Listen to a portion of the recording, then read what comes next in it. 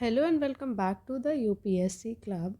Now we are seeing a snapshot 6, which is a part of thinking series of modern Indian history.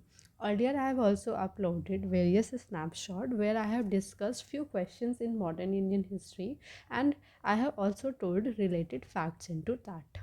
तो अभी हम snapshot 6 को देखेंगे जहाँ पे हम ये डिस्कस करेंगे कि ऐसे क्या कॉजेज़ थे, क्या रीजंस थे कि इंग्लिश को तो सक्सेस मिली इंडिया में और फ्रेंच को फेलियर। सबसे पहले ये देखते हैं कि इंग्लिश और फ्रेंच में, ठीक है, ऐसे क्या डिफरेंसेस रहे जिसकी वजह से इंग्लिश तो सक्सेस हुए and French failed in our country. English East India Company की अगर मैं बात देखूं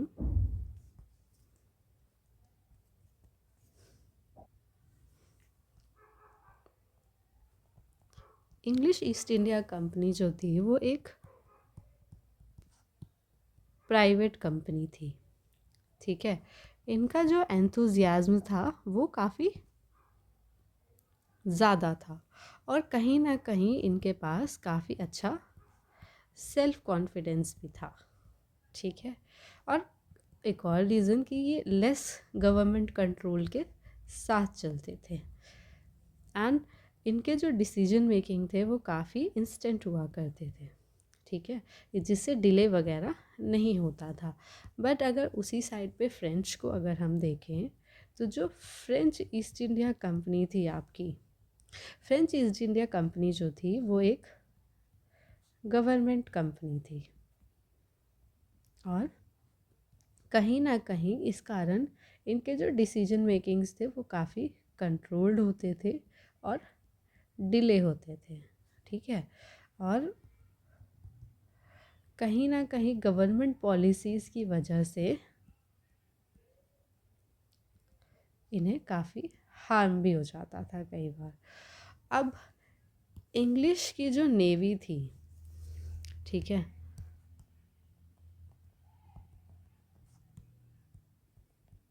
वो काफ़ी सुपीरियर थी अगर हम फ्रेंच के कंपैरिजन में देखें। और जो फ्रेंच की नेवी थी वो थोड़ी इन्फीरियर थी इस मामले में। अब मैं बात करती हूँ तो फ्रेंच ने तो केवल एक इम्पॉर्टेंट पोजीशन को होल्ड किया था इंडिया में, लेकिन इन लोगों ने एटलीस्ट 3 इम्पॉर्टेंट पोजीशंस पे होल्ड बनाया हुआ था। कहाँ कहाँ पे? कैलकटा, जब हम फैक्ट्री इस्टेब्लिशमेंट देख रहे थे वहीं से साफ समझ में आ जाता है, बॉम्बे एंड मद्रास। लेकिन फ्रेंच की अगर मैं बात करूं तो केवल एक इम्पॉर्टेंट पोजीशंस पे इन्होंने होल्ड बनाया था एंड दैट वाज पौंडीचेरी।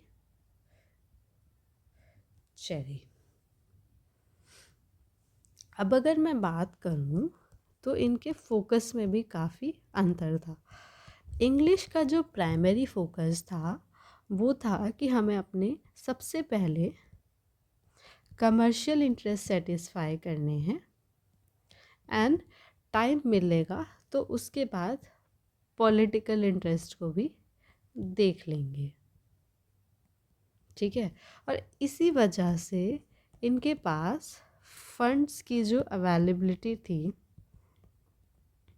वो हमेशा हुआ करती थी क्योंकि ये कमर्शियल इंटरेस्ट पे ज़्यादा फोकस करते थे।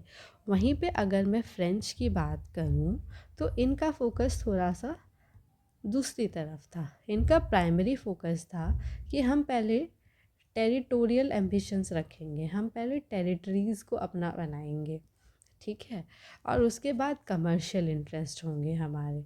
कमर्शियल इंटरेस्ट कहीं ना कहीं इनके लिए सेकंड नंबर पे थे। अब हम बात करें इसी वजह से जो फंड्स की अवेलेबिलिटी थी वो इनके पास थोड़ी सी वीक थी। हमेशा फंड्स इनके पास अवेलेबल नहीं हुआ करता था। अब बात करें कि और क्या क्या चीज़ें थी जो अलग थी, तो सुपीरियर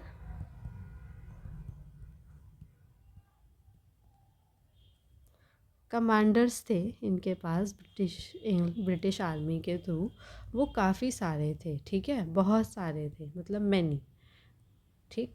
और गवर्नर्स वगैरह भी काफ़ी इंटेलेक्चुअल और इंटेलिजेंट बहुत सारे आए इनके पास, लेकिन फ्रेंच के पास ऐसा नहीं था। यहाँ पे केवल एक ही व्यक्ति ऐसे थे जो काफ़ी इनके सुपीरियर थे और कहीं ना कहीं सब चीज़ों को काफ़ी अच्छे से हैंडल किया था, एंड दैट वाज ड्यूप्लेक्स, ठीक। तो यही आपके कुछ रीजंस रहे जिसकी वजह से आपके फ्रेंच जो थे वो पीछे रह गए इंग्लिश से, और कहीं ना कहीं English succeeded in their interest, ठीक है। तो इसी वजह से देखा जाए तो English state for the long time in India and French could not. और आगे चल के स्नैपशॉट्स में मैं वो भी डिस्कस करूँगी आपसे कि कैसे इंग्लिश जो थे वो सभी जितने भी यूरोपियन पावर्स थे उनसे ज़्यादा कहीं ना कहीं सुपीरियर निकले। बहुत से ऐसे फैक्टर्स थे कि English succeeded against other European powers in India. And before that, we will also look that why Danes, fifth European power, जो हम लास्ट यूरोपियन पावर डिस्कस करने वाले हैं, came to India. Okay, so till then keep learning, keep growing.